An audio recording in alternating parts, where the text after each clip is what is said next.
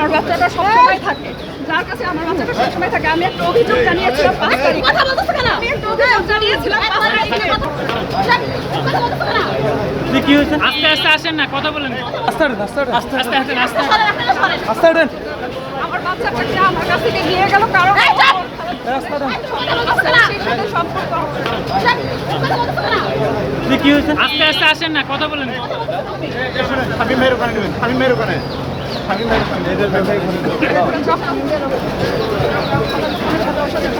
যে মেয়ের কাছে আমার বাচ্চাটা সবসময় থাকে, যার কাছে আমার বাচ্চাটা সবসময় থাকে। আমি একটা অভিযোগ জানিয়েছিলাম 5 তারিখ। কথা বলতেছ কেন? আমি একটা অভিযোগ জানিয়েছিলাম 5 তারিখে। কথা বলতে আরে হ্যাঁ, সাক্ষাৎকার কি আমাদের নেই। 17 তারিখে মাননীয় আদালত বাচ্চাকে আজকে হাজির করার জন্য আদেশ দিয়েছিলেন। মাননীয় আদালতের আদেশের প্রতি অত্যন্ত সম্মান দেখিয়ে এবং আদালতের আদেশের প্রতি তেলের ভোগান্তিতে ক্লান্ত? এখনই কিনুন রাইডো, এক চার্জে চলুন 100 কিলোমিটার পর্যন্ত। আনুগত্য দেখিয়ে আইনসঙ্গতভাবে নাবালিকাকে আজকে আদালতে আমরা হাজির করেছিলাম এবং অদ্য নাবালিকাকে পুনরায় স্থায়ীভাবে দাদার জিম্মায় দেওয়ার জন্য প্রার্থনা করেছিলাম। মাননীয় আদালত উনি আমাদেরকে পারিবারিক আদালতে এই নাবালিকার গার্ডিয়ানশিপ চেয়ে এবং তার জিম্মা চেয়ে দাদার জিম্মায় দেওয়ার জন্য প্রার্থনা করেছিলাম।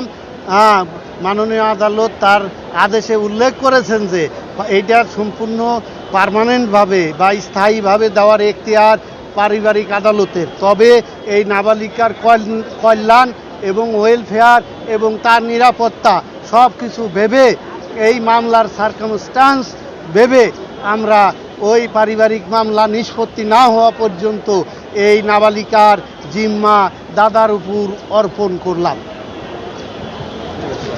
দেখলেই কান্নাকাটি করত।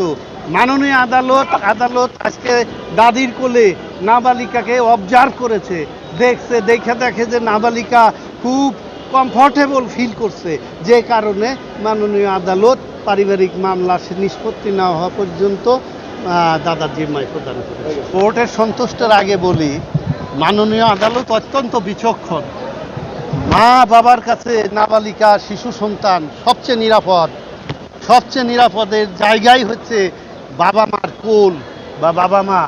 সেইখানে আদালত অত্যন্ত বিচক্ষণতার সহিত বিচার বিশ্লেষণ করে এবং আদালতে নাবালিকার অবস্থান, শারীরিক অবস্থান বিবেচনা করে, মনের অবস্থা বিবেচনা করে আদালত সম্পূর্ণরূপে সন্তুষ্ট হয়ে দাদার জিম্মায় নাবালিকাকে পুনরায় পারিবারিক মামলা নিষ্পন্ন না হওয়া পর্যন্ত সমর্পণ করেছে।